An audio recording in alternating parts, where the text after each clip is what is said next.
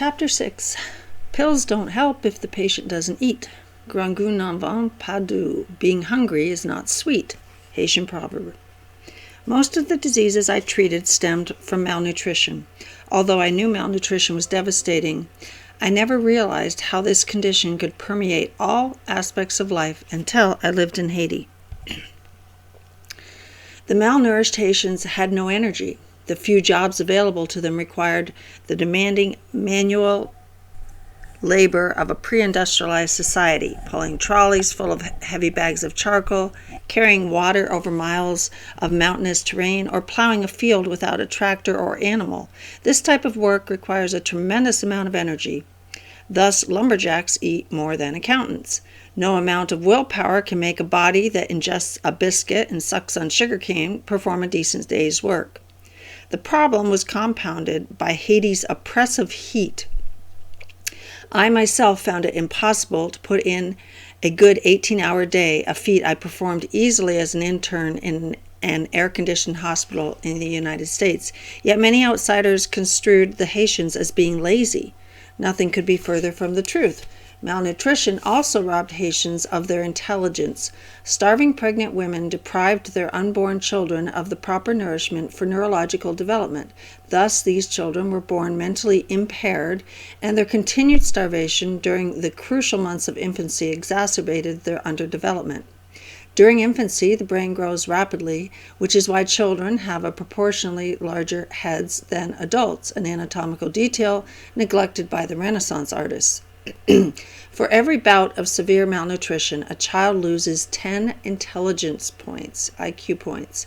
Some visitors I met while in Haiti had adopted starving children from third world countries. Although they loved them, they all noted one thing: these children did poorly in school. The immune system functions poorly in the malnourished, not only rendering the Haitians more susceptible to disease, but also lengthening their recovery period. Frequently, I sutured the wounds of men who engaged in machete fights over women. Often, the wounds reopened because poor nutrition impaired the healing process. When I sutured the face of an American friend who cut his face during one of our barbaric softball games, it healed in a matter of days. The fear of hunger changes the human psyche completely. Haitians sold the medicine I gave them to purchase food. They saw little sense in taking medicine while starving to death. When the choice was between food versus medicine, food won. After what I saw, I was embarrassed that my country pays farmers not to grow food and purchases surpluses to maintain food price stability, while 500 miles from our shores, human beings starve to death. However, I was to learn that starvation in Haiti is a complex problem that is not easily rectified.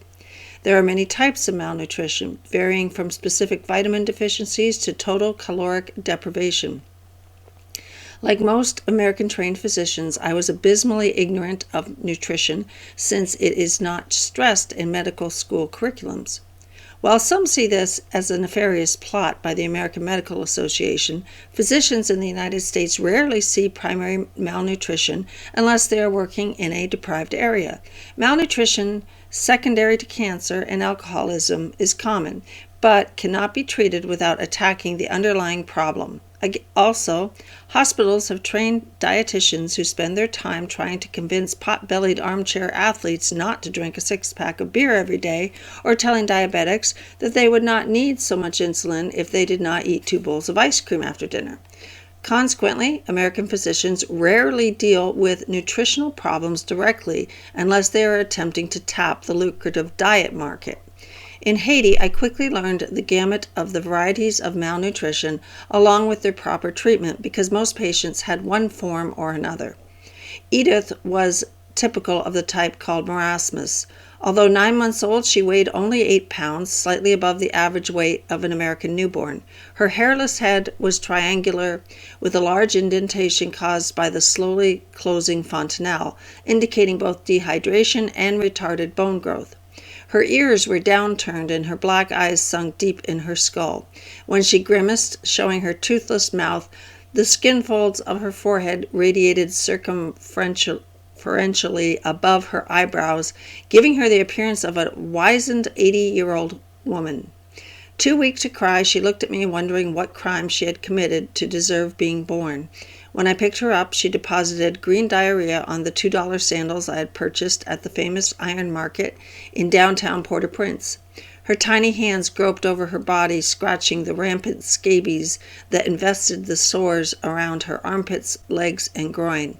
Her ribs were clearly demarcated, bulging through her translucent brown skin and converging on the breastbone, which pointed into her ballooned abdomen, a phenomenon seen in starvation because of excess intestinal gas production.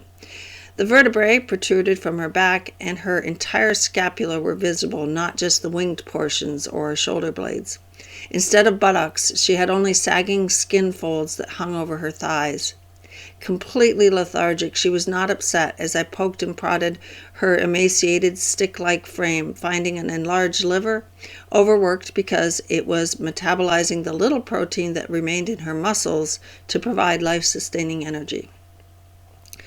Marasmus is the type of starvation caused by total calorie deprivation, the type whose heart-rending photos are used by charity organizations to solicit contributions. Her mother told me the same story I heard ad nauseum all year. The father was dead, a euphemistic way of saying he had abandoned them. She had 4 other children, no house, and no money. Furthermore, although she was trying to breastfeed Edith, she had little milk. A woman requires 600 extra calories a day to manufacture enough milk for her child. Breast milk provides enough calories until a child is 6 months of age. Even in Haiti, infants appeared healthy until breast milk was inadequate and the mother could not afford to supplement their diet. Poor Edith was starving. Her mother was too malnourished to maintain her own body weight, let alone manufacture breast milk for another. Even if Edith improved, she would still be smaller than her well-nourished, age-matched peers. Rarely did I see a tall, lower-class Haitian. They all still existed in the Dark Ages and never achieved the growth spurts seen in the well-nourished baby boomers of the industrialized world. This improved nutrition produced athletes who smashed records considered unbreakable, such as women who swam faster than Johnny Weissmuller. On the other hand, there are already many tall upper-class Haitians and Haitian Americans who are becoming athletic stars. After a protracted battle, Edith improved.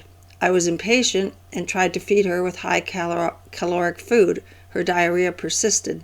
In spite of me, she eventually became a healthy, roly-poly child, and when I worked in the clinics, I would see her in the food lines with her mother, hopelessly dependent on us, but at least alive. Children with marasmus did well if they had no other serious illnesses. All they needed was food. On the other hand, there was another type of malnutrition that had a higher mortality rate, Kwashiorkor, named after the Ghanaian word for deprived child. Kwashiorkor affects children who have adequate caloric intake but lack protein. Protein holds water in the bloodstream, so that a low level results in fluid leakage and total body swelling. Human beings, unlike most animals, lack the biochemical ability to manufacture protein from other foodstuffs such as carbohydrates and fats. Therefore, it must be in our diet. The problem is that protein-containing foods such as milk, eggs, and meat are too expensive for Haitian peasants.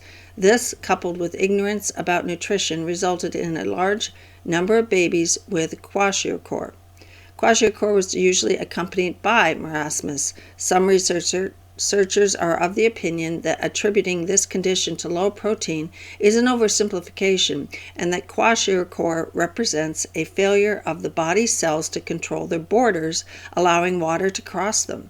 Whatever the cause, the consequences were always tragic. The Kwashiorkor children had a uniformly eerie appearance. Their entire body was swollen, so that to the uninitiated physician, the diagnosis appeared to be renal failure. They peered between edematous eyelids, aware of but uninterested in their surroundings. The corners of their cracked lips oozed a fluid that looked like strawberry Kool-Aid, not the deep cherry red of normal blood. Their bodies were covered with circular flat ulcers that blended with their pale brown skin. There was no scar tissue or pus. These children were so sick that their bodies could not even mount an inflammatory response. Their abdomens bulged with ascites, causing the umbilicus to protrude, and their hands swelled like inflated rubber gloves, spherical orbs with 5 protuberances. The legs ballooned, and in the girls the swelling extended up to their buttocks, where the skin eroded, exposing the red, raw underlying dermis. In the boys, both the scrotum and penis swelled. The mothers ignorantly retracted the overlying foreskin, bunching it up like a rubber band. This caused the tip of the penis to swell enormously and crack. It was a good argument for mandatory circumcision. The most striking feature of the Kwashiorkor babies was their unnatural red hair. By stretching it, I could see stripes of black, the band sign. These black bands indicated periods when the child received adequate protein, whereas the red hair reflected a time of protein scarcity. It was like looking at the rings of a tree. La masse fait chenille manger tabac. Poverty makes the caterpillar eat tobacco. These hapless children were completely apathetic. I would prod their abdomens, look in their ears, open their mouths, invading their bodies without inciting a retaliatory effort. They were like Play-Doh. I could set them up to listen to their lungs and then lay them down to feel their abdomen. Only when I punctured their foot to check for malaria would I get a slight objection, a feeble kick, a weak swat, or a brief groan. This was the state of thousands upon thousands of children in Haiti. Joseph was a typical child with Kwashiorkor, with the characteristic total body edema, translucent brown skin, red-orange hair, and a scrotum the size of a baseball. He looked like an Oriental with mumps. I guess I'd be an Asian. His shins had a thick black eruption caused by a niacin deficiency. He wore a New York Yankee t-shirt, his worst prognostic sign, as they had just clutched defeat from the jaws of victory, losing their chance at the playoffs. Joseph and I would play for considerably higher stakes. For the next 3 weeks, Joseph and I did battle. He tried to die, while the good sisters and I struggled to keep him alive. My first step was to start an antibiotic, although I could not find the etiology of his fever. His lungs were clear, but I suspected he had a pneumonia. However, since his debilitated body could not muster an inflammatory response, no abnormal lung sounds emanated from his chest. Malnutrition is rarely alone. Joseph refused to eat, listlessly lying in bed, preferring to be left alone. The sisters tried to force cereal in him, but he just vomited it. I had no choice but to put a tube down his nose and into his stomach, a nasogastric tube. Thus I could drip milk into his stomach at a slow, constant rate so that he would not vomit, and, I hoped, not develop diarrhea from malabsorption. Initially, Joseph would not respond, but I had learned that the key to treating malnutrition was patience. Patients require the same amount of time to recover from an illness as they did to develop that illness. Since Joseph did not develop into this state overnight, he would not recover overnight. 2 days later, he was still febrile, so I added another antibiotic, ending his fevers, perhaps surreptitiously. He refused to eat, but was tolerating the milk given to him through the nasogastric tube. As his edema disappeared, his eyes widened, the skin on his feet shriveled, and his face shrunk. Then it happened. The dreaded diarrhea began. He was no longer tolerating the most dilute milk possible, but stopping it was out of the question. It was the only source of nutrition. Running out of options, I decided to give him a blood transfusion, as his hemoglobin level was only 5, 1/3 the normal level. This was not without risk, as his malnourished heart pumped inefficiently and might not tolerate the large fluid load. After obtaining blood from the Red Cross, I assembled the necessary apparatus for starting an intravenous line. Although Joseph looked moribund, some primordial instinct enabled him to fight like a wolverine when the needle punctured his skin. Writhing and kicking while the sisters held him, he made placing the intravenous line a challenge, but this was the first sign of life he exhibited. Fortunately, I found a good vein in his arm, and within seconds the intravenous line was in place. Ritualistically, I taped the needle to his arm and began the transfusion. Everything went smoothly for 5 minutes, then the blood stopped flowing. With a syringe of saline, I flushed the tubing. Joseph screamed in pain as the saline formed a small welt in his arm. The intravenous line had infiltrated. Grudgingly, I found another vein, and after 5 minutes of eternal agony for both of us, the blood was again flowing smoothly. 5 minutes later, it stopped. My reaction the last time was mild annoyance. This time, it was outrage. He had no good veins left in his arms, and it was 7 p.m. I had been working for the past 10 hours in this oppressive climate. I was exhausted, hungry, and thirsty, but this child was dying, had a hemoglobin of 5, and needed this blood. When stressed, my mind blames anyone but myself. It was Joseph's fault the intravenous line came out. I had placed it perfectly and he moved. I was impervious to the fact that I may have taped it poorly or used the wrong needle. While learning to place intravenous lines in medical school, I silently cursed obese patients whose veins were difficult to find. As I was trying for the third time, the poor patient in pain while I probed under his skin with a needle, I could not help but think, it's not my fault you eat too much. If you would control yourself, I would not be having such difficulty. Upon finishing, I felt guilty and apologized for the discomfort I had caused. The patients were always more forgiving than they should have been. I now shaved half of Joseph's scalp and inserted the intravenous line in his head. 5 minutes later, the blood stopped. I was beyond anger and to the point of despair. I wished I could have gotten the intravenous line and stuck it in my own arm, but I did not need the blood. Joseph did. I concluded that the needles I was using were too small and found one with a larger bore, knowing that it would be more difficult to insert. This became apparent when I blew the last vein on his shaved scalp, causing a huge hematoma that bled for 10 minutes, even though I pressed on it tightly while poor Joseph whimpered and cried. Joseph had endured 4 needle sticks, and now I proceeded to shave the other side of his head. The bottom line was that he needed the blood. Again, with a large bore needle, I penetrated the skin, resulting in an outcry and several strong kicks. Slowly, I angled the needle towards a bulging vein, moving cautiously, waiting for the quick flash of strawberry Kool-Aid that told me I hit pay dirt. Bang! I got it. Again I started the blood. It flowed slowly, but with the larger bore needle, it never stopped. After 2 hours of torture, Joseph was finally receiving his blood. I felt quite stupid for not putting in a large bore needle the first time and saving us both from this ordeal. It reminded me of a Haitian proverb, "Sat patouille ou, mais li fait ou sweat." Being stupid won't kill you, but it will make you sweat a lot.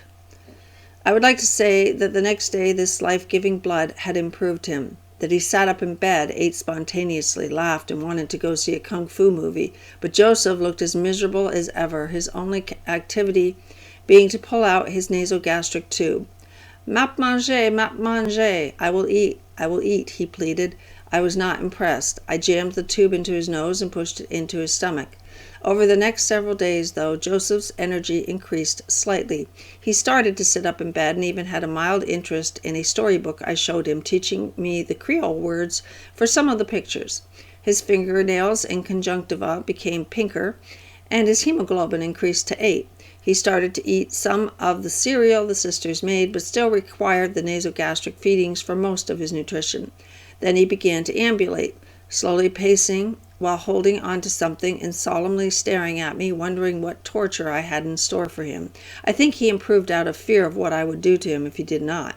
With all his edema gone, Joseph now looked like a child with marasmus. I stopped his antibiotics, so he now was receiving only food and vitamins. He even began to take some interest in his environment, playing with the other children and coloring. Then it happened. The voracious appetite appeared. No morsel of food was safe. He ate only 1 meal a day, all day. When he was given a bowl of rice, he devoured it in 5 minutes and then individually picked out the remaining kernels until not a single one remained. He was never without a piece of bread in his hand. As Nick would say, I was over the moon when I finally pulled out his nasogastric tube.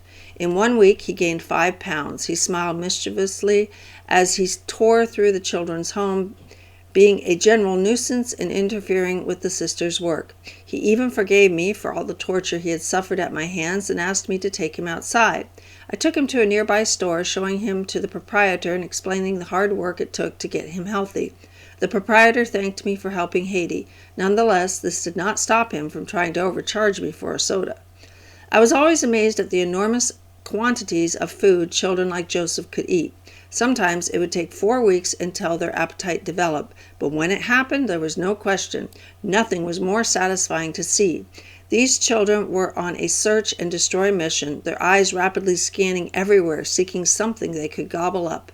In early life, humans require a large food intake. An infant needs 40 calories per pound a day, whereas an adult needs only 10. A child Joseph's age requires 20. However, a recuperating, malnourished child makes up for lost time, tripling its food requirement and eating 60 calories per pound a day. To ingest this awesome quantity of food requires munching on something every waking hour.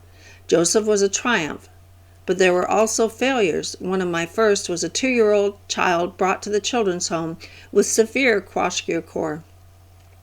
However, when I examined him, the inside of his mouth was dry and his heart rate was 150 beats per minute. When he cried, no tears welled up in his eyes. Although he was edematous, he was also severely dehydrated.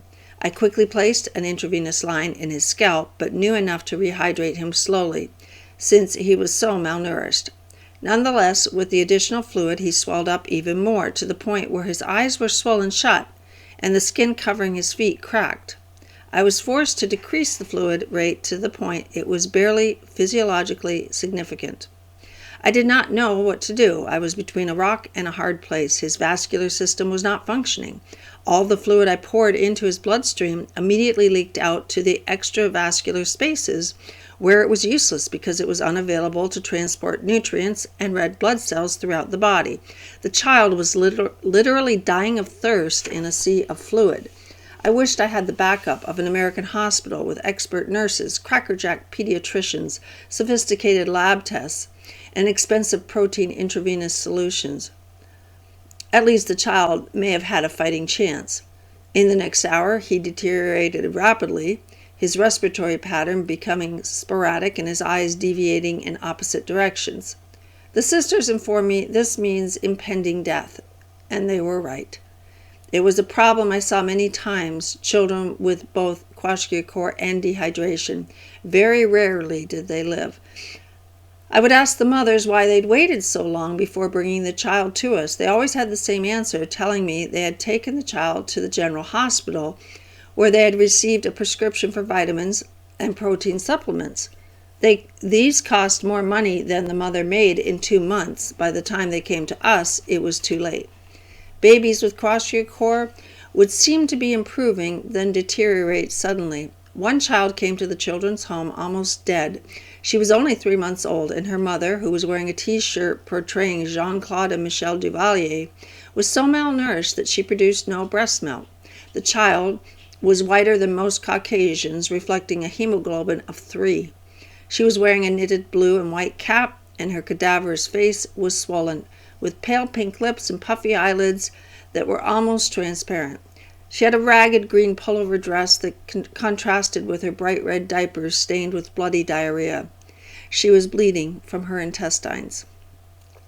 I put in a nasogastric tube for feeding and transfused her. I felt that her death was imminent, but to my surprise, after several days, she developed a small but significant appetite. The next day, while I was rounding, one of the sisters noticed that she was not moving. I walked over to investigate and discovered why. She was dead. While I was laboring in my mind about what could have gone wrong, Dr. Eustache, a Haitian pediatrician who occasionally stopped by to help me, dropped in. A woman of 40, she was one of the upper-class Haitians who volunteered her services. She told me that Haiti needed an Indira Gandhi to start a massive sterilization program. I did not even greet her, I was so upset, and immediately asked her opinion. She had treated many patients with Kwashiorkor and told me that they crashed like this all the time.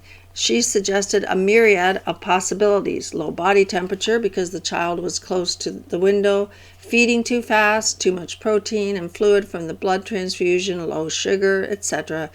Incidents like this taught me how to treat Kwashiorkor. The best teacher in medicine is experience, and I was learning by trial and error, mostly error. In this case, the patient may have died no matter what I did, but with her improved appetite, I felt she had a fighting chance that evaded me. I read numerous books and articles on the management of malnutrition. Although they were replete with conflicting opinions, they all agreed on one thing: the key to success was a specific diet that gradually replaced fats, proteins, vitamins, and minerals. If they were administered too rapidly, the body would reject them. In a way, it was similar to transfusing blood. If a patient has a slowly bleeding stomach ulcer that decreases the hemoglobin to 8, replacing this blood in a matter of hours is foolish. Over the past several months, this patient's body has compensated for the decreased hemoglobin and will rebel, perhaps by going into heart or liver failure. The same reasoning applied to children with Kwashiorkor. They were not ready for steak. The excess protein would cause them to lose their fluid too rapidly, rendering them dehydrated, or else the protein would not be absorbed, resulting in diarrhea. Patience was key. I had to begin with a small amount of protein in their diet and increase it if they tolerated it. The first step in caring for a malnourished child was to determine its weight. This enabled me to estimate the amount of food to give. If the child had an appetite, it was fed la bouillie, a dilute protein mixture that resembled cereal. It was easily absorbed, so it rarely caused diarrhea. Children without appetites had to be fed milk through a nasogastric tube, an art that took me several months to master. I made the formula from the available ingredients: powdered milk, simple sugars, and vitamin supplements. In spite of their African background, most of the infants tolerated this, but in those who developed diarrhea, I had to switch to lactose-free milk when it was available.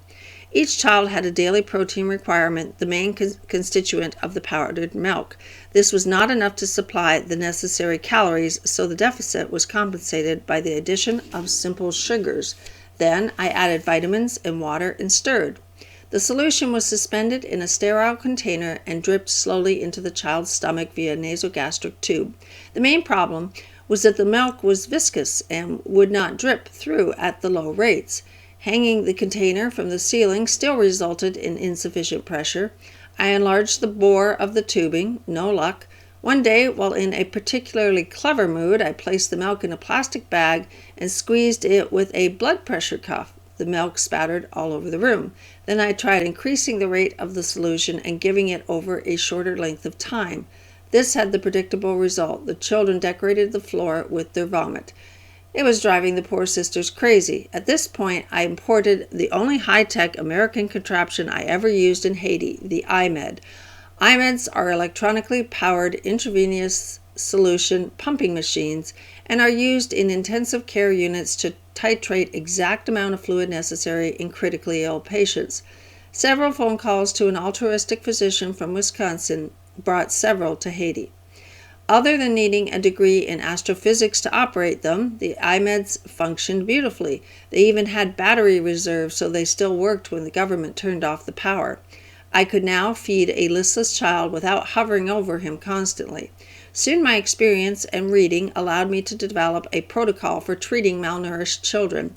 Everyone was started on antibiotics, vitamins, and deworming medicine.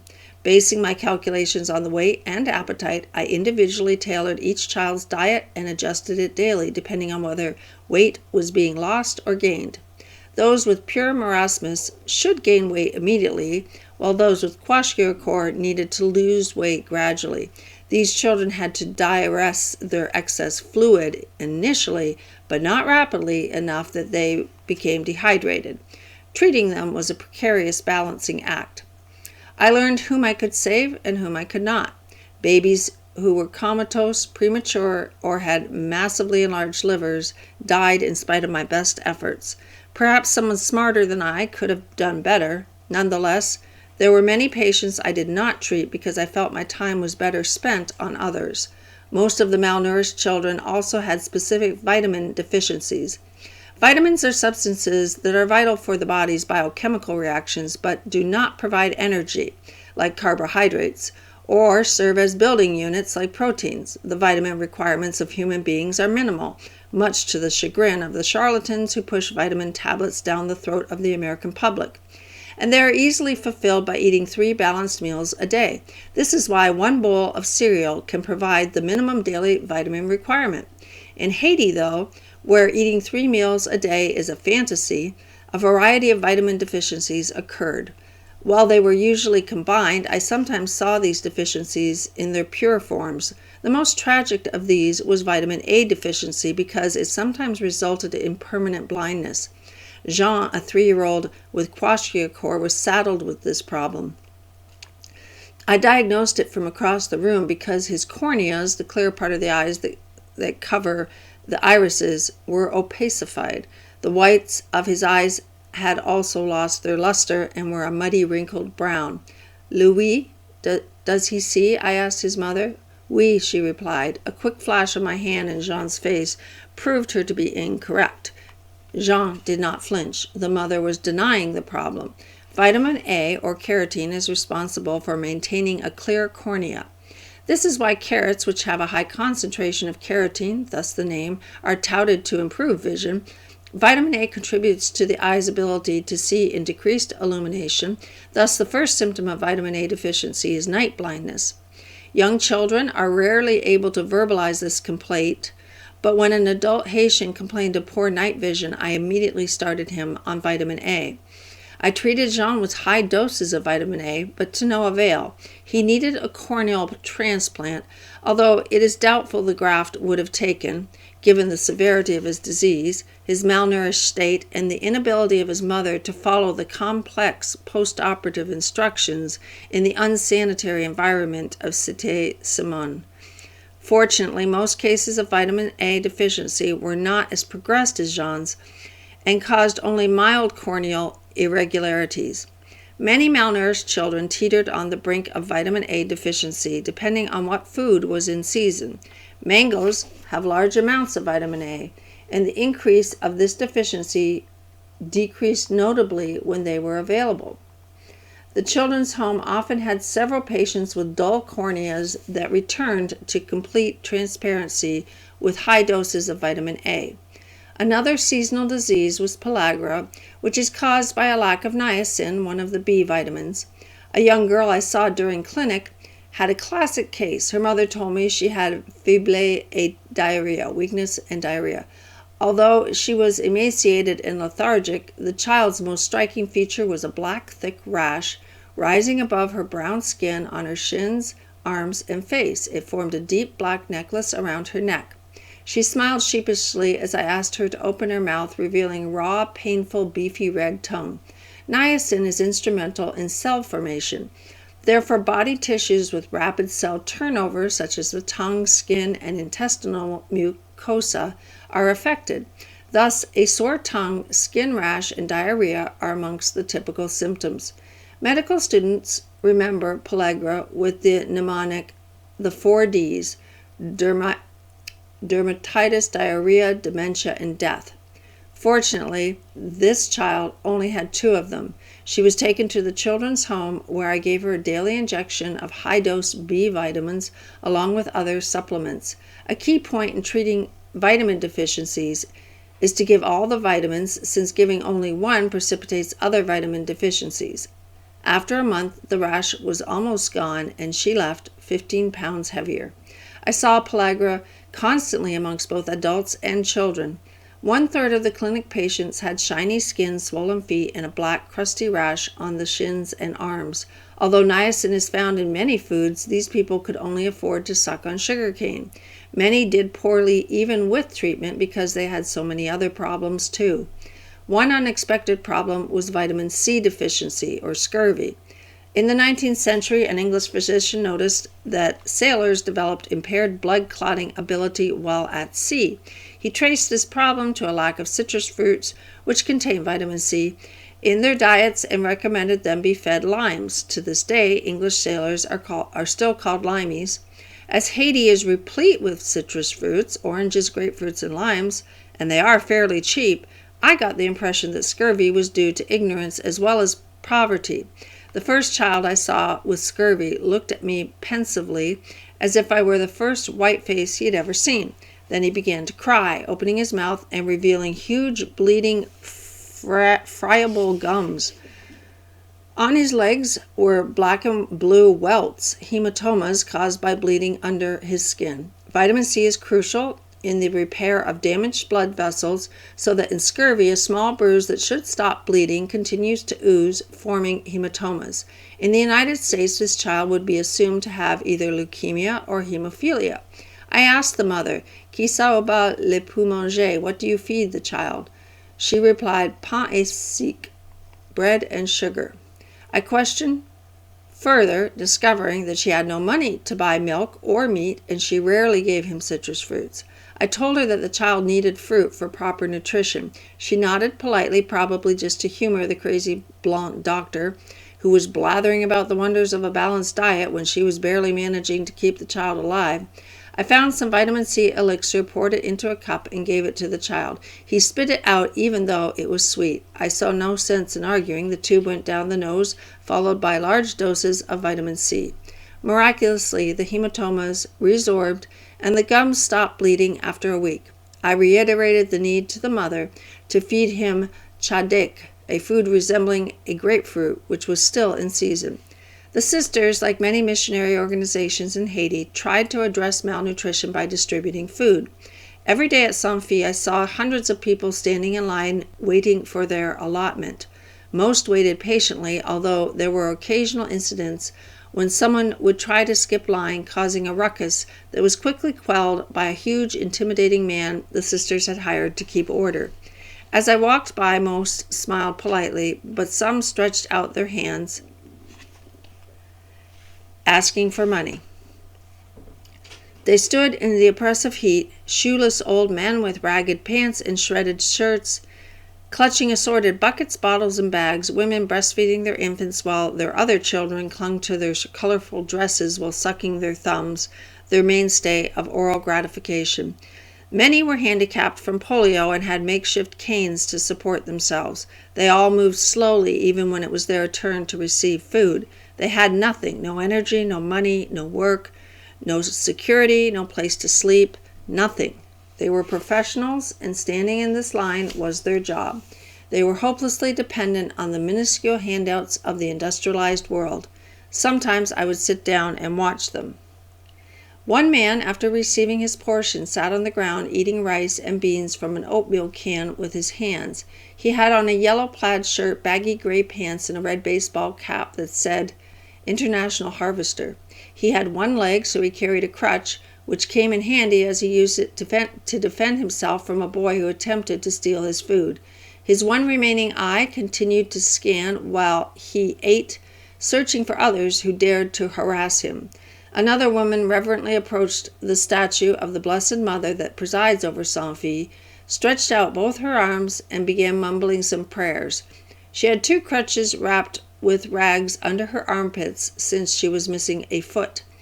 A white and blue polka dot handkerchief encircled her head, exposing only her earlobes, from which large white round earrings dangled. Attired in an ill-fitting azure dress that descended to mid-shin, she had a wide plastic pink belt tied around her waist, as she was too skinny to use the buckle. Around her neck were two crucifixes, one wooden and the other metal, that hung between the cups of her padded bra. After finishing with her requests, she got in line. The sisters distributed whatever they had available: rice, wheat, beans, corn, milk, or bread. Their biggest supplier was Andrew Simon, who sent food all over the world: Africa, South America, the Caribbean, and Asia. Because of him, thousands of people survive who would otherwise die of starvation. Andrew had a soft spot in his heart for Haiti and visited frequently. He spoke with bitter emotion about world hunger. He realized that the problems were political, but was convinced, perhaps correctly, that there was enough food-making capacity to feed the world 5 times over. There was no excuse in his mind for the present worldwide starvation. What Andrew does is buy food surpluses from the Canadian government with his own money. He, his family, and his friends then personally load massive containers with the food, place them on ships, and send them all over the world. Andrew explained to me why he was able to do this. Canada, like the United States, assures itself of a steady food supply by promising farmers that it will purchase their crops that cannot be sold. This results in excess food that the government must buy and then figure out what to do with it. Often it ends up in storage and rots. Andrew purchases this food at a very cheap price and gives the government the assurance that he will not place it on the international market where it will depress prices. This is why it is possible to sponsor a foster child in a third world country for only $20 a month. The food already exists, so the money just has to pay for the food's transportation. Ostensibly, this helps everyone. The government has political stability because there is enough food, the farmers make a profit, and the poor in the third world get fed.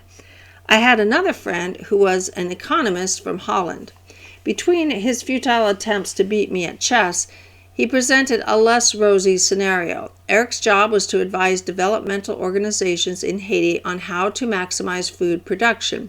He also helped these organizations bring food into Haiti so that they could feed the starving.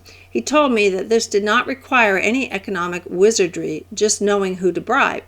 Eric was committed to feeding the starving in Haiti, but like most who do this work for a protracted time period, he was hopelessly cynical. People like Eric delighted in teaching naive idealists like me how the world works. Like Andrew, I too was bitter when I saw the massive hunger and asked Eric why the governments of the industrialized world could not simply donate food surpluses to third world countries.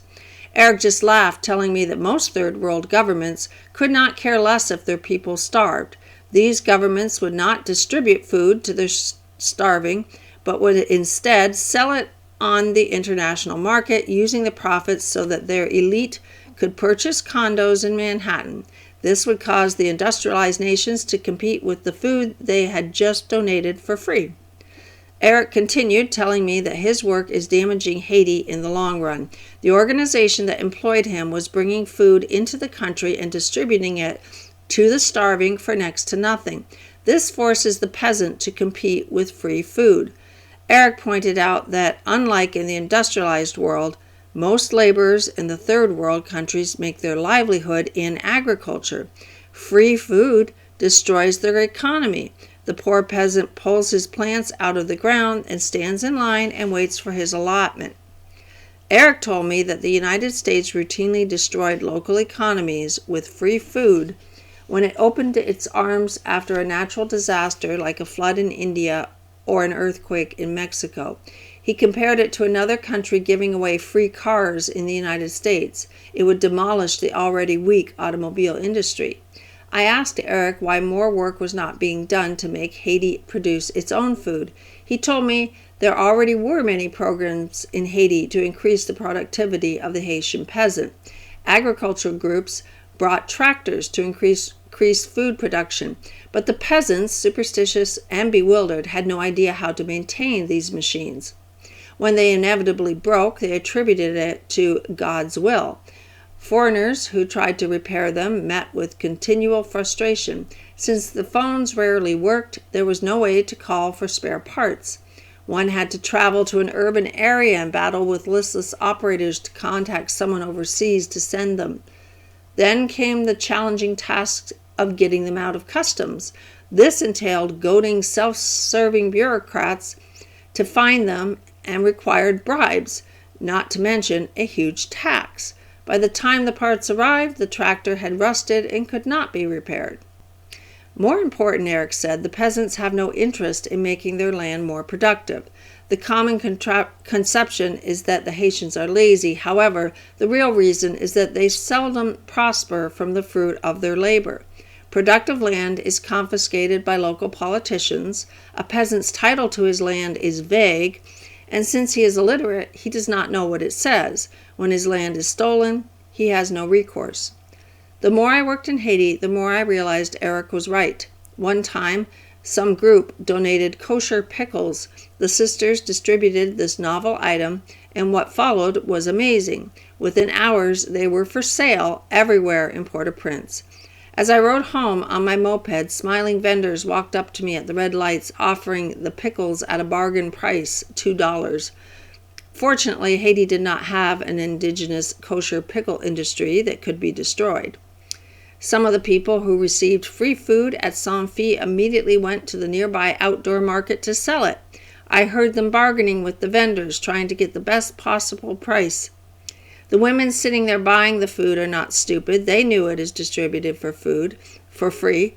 When they return to the countryside to replenish their supplies, they will be able to bargain for a lower price. The poor peasant who produces it cannot compete with free food. From dawn until dusk, I wrestled with malnutrition. Although I never acquiesced to its existence, I came to the sober realization of why it is so difficult to redress. The more I thought about it, the more depressed I became. So after a while, I just stopped thinking about it and did my best to treat the individual patient in front of me, whether it be a child with Kwashiorkor, an infant with scurvy, or an adult with marasmus. This was all I could do.